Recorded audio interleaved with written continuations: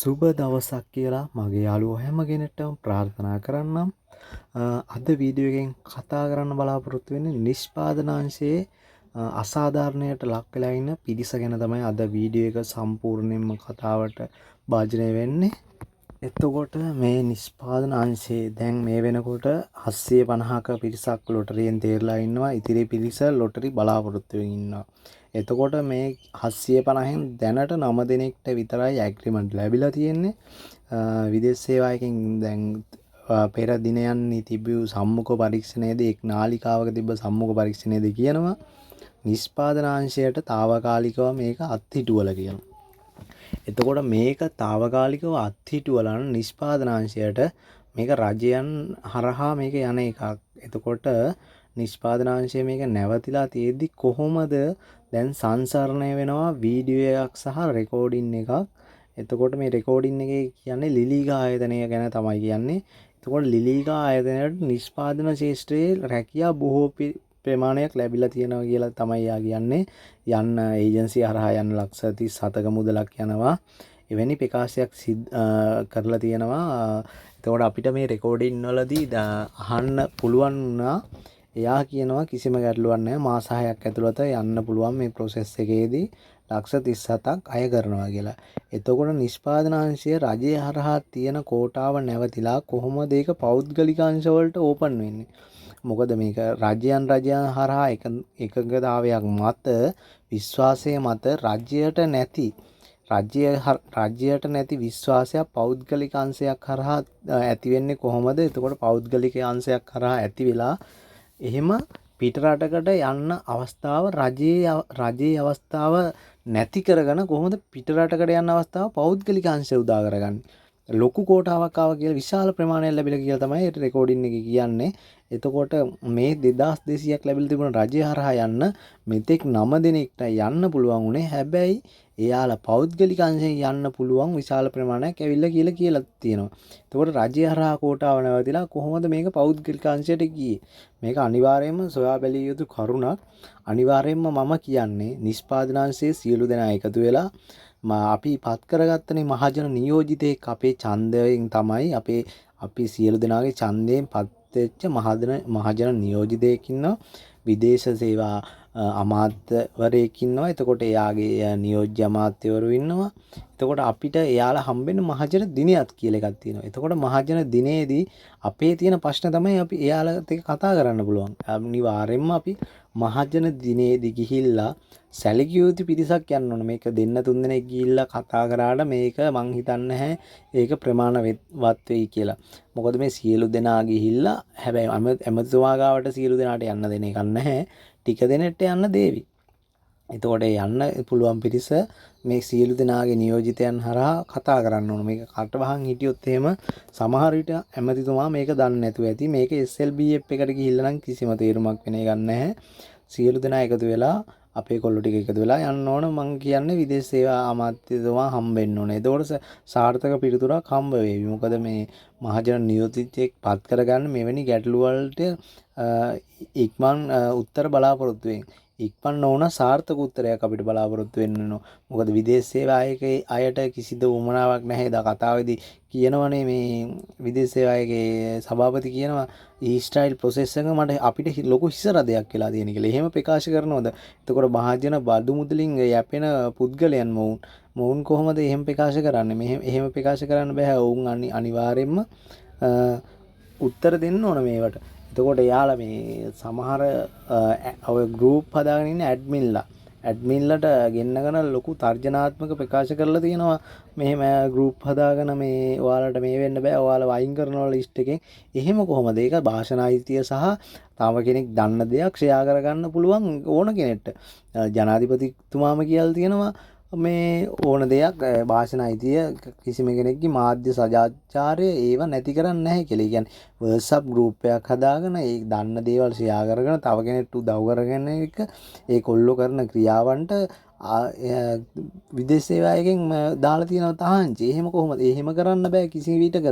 Group admin ලාගෙන්නගෙන එහෙම කරන්නේ කොහොමද? ඒක තමන්ගේ අයිතිය. තමන්ට පුළුවන් තව කෙනෙක්ට උදව් කරගන්න. තමන් දන්න දෙයක් කියන්න. අසාධාරණයක් වෙනවා නම් එතනදි පෙනී සිටින නැගිටින්න. ඒක තියෙනවා. මේ අපි මේ රජ්‍යයක් පත් කරගන්නේ අසාධාරණකම් තවද මේ පෙර තිබ්බ අසාධාරණකම් තවත් දිගින් දිගට වෙන්න නෙමෙයි. කිසිසේත්ම දිගින් දිගට වෙන්න නෙමෙයි අපි මෙහෙම රජ්‍යයක් පත් කරගත්තේ. ඒ වුණු අසාධාරණකම් වලට සාර්ථක පිළිතුරක් බලාපොරොත්තු වෙන්න. එතකොට මේ තවත් එවැනිම දේවල් වෙදෙනවා නම් ඉදිරියේදී අපි මේ මහජන නියෝජිතයන් මේක මේ ආණ්ඩු හොඳයි කියලා පත් කරගෙන වැඩක් ඇත්තෙම නැහැ එහෙම බලද්දි. ඒක නිසා මේකට අනිවාර්යෙන් සාර්ථක පිළිතුරක් අමාත්‍යතුමා දෙන්න ඕන. අනිවාර්යෙන් අපේ අසාධාරණයට පත් වෙච්ච පිරිස ගිහිල්ලා අමාත්‍යතුමා හම්බෙන්න ඕන. නැතුව මේකට උත්තරයක් බලාපොරොත්තු වෙන්න බෑ. මොකද මේක මේ විදේශ සේවාවයකට SLBF එකට ගිහිල්ලා නම් කිසිම තේරුමක් වෙන එකක් නැහැ. ඒකේ ඉන්න අයත් එක්ක කතා කරලා මොකද ඒ සභාපතිතුමා කියනෝනේ මේ ඊශ්‍රායෙල් ප්‍රොසෙස් එක අපිට ලොකු හිසරදයක් වෙලා තියෙන කියලා. එහෙම ප්‍රකාශයක් කරනවා. එහෙම ප්‍රකාශ කරන්න බෑ. යාළ සාමාන්‍ය ජනතාවගේ බදු මුදලෙන් ජීවත් වෙන්නේ. බදු මුදලකින් තමයි යාළට වැටුප් ගෙවන්නේ. සාමාන්‍ය ජනතාවට සේවය කරන් තමයි යාළට වැටුප් ගෙවන්නේ. නැතුව මේ තලා පෙලන්න නෙමෙයි. දැන් මේ කොල්ලෙක් ගිහිල්ලා කතා කරොත් එහෙම ඒ කොල්ලගේ ඩෙන්ටිටි නම්බරේ බලලා වෙලා ප්‍රොසෙස් එකෙන් අයින් කරනවලු ID නම්බරේ බලලා. එහෙම බෑ. කොල්ලෙක් ගිහිල්ලා ප්‍රශ්නයක් කතා කරාම මොකද්ද එයාට සාධාරණ උත්තරයක් දෙන්න ඕන. ප්‍රශ්න කතා කරන්නේ අයිතියක් තියෙනවා. එහෙම ප්‍රශ්නයක් කතා කරා කියලා එයාගේ ID නම්බරය අරගෙන එයා ඉන්න අංශය බලලා ඒ කොල්ලව අයින් කරනවලු. එහෙම වෙන්න බෑ. මේක සාධාරණ පිළිතුරක් දෙන්න ඕන. මේක විදේශ සේවාවකේ වගකීම. එයාලා ඉන්නේ මේකට ඊට පිටරට යන ජනතාවට සේවය කරන්න. එතකොට මෙයාලා මේ අයිස් ගහන නෙමෙයිනේ ඕක ඇතුලේ තියලා තියෙන පුටුරත් කරන්න නෙමෙයිනේ. මේක ලොකු හිසරදයක් කියලා කියන්නේ මොකද්ද? එයාලට තියලා තියෙන ටයිම් එක ඇතුලේ එයාලගේ ඩියුටි එයාලා කරන්න ඕන.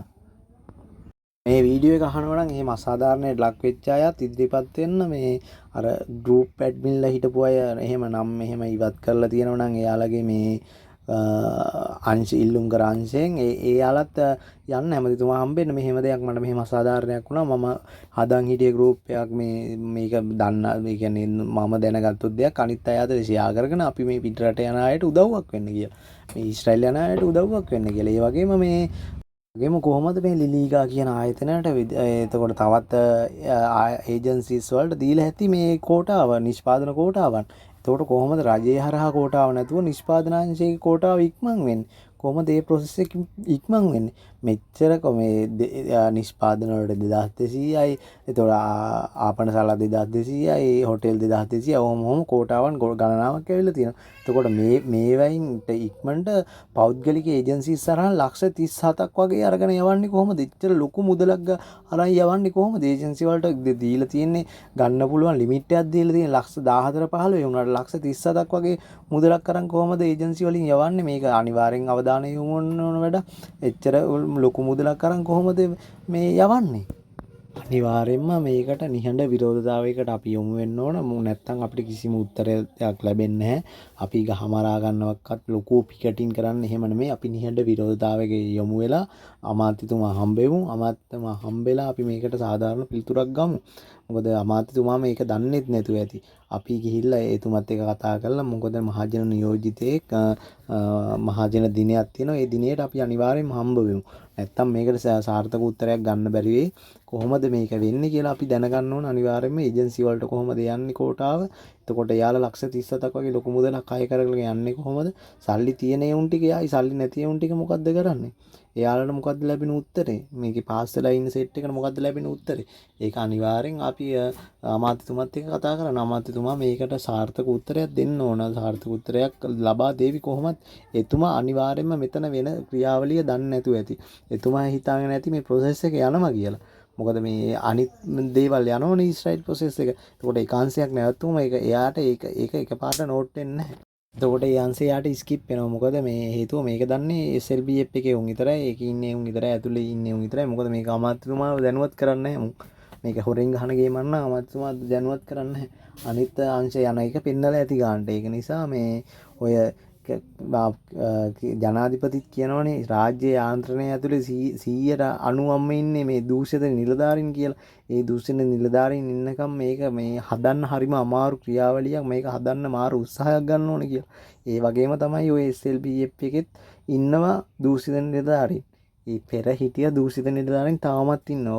ඕක ඇතුලේ ඉන්නකම් අපේ දුප්පත් කොල්ලෝ ටිකට හිඟා කන්න තැනටම පත් කරනවා. සල්ලි තියෙන උන් ටික එයයි ලක්ෂ 30ක් 40ක් දීලා. නැති උන් මොකද්ද කරන්නේ? මේ ප්‍රොසෙස් එක ඇතුලේ පාස් වෙලා ඉන්නේ උන්. ඒක නිසා මම කියන්නේ අවසාන වශයෙන් උත් මේක අනිවාර්යයෙන්ම දැනුවත් කිරීමක් කරන්න ඕන අමාත්‍යතුමා දැනුවත් කරපල්ලා. උඹලගේ රැකියාවල් ටික රැක ගන්න ඕන නම් අවසාන වශයෙන් කියන්න තියෙන්නේ. මතක් කරන්නම් channel එකත් එක්ක එකතු වෙලා ඉන්න කියලා.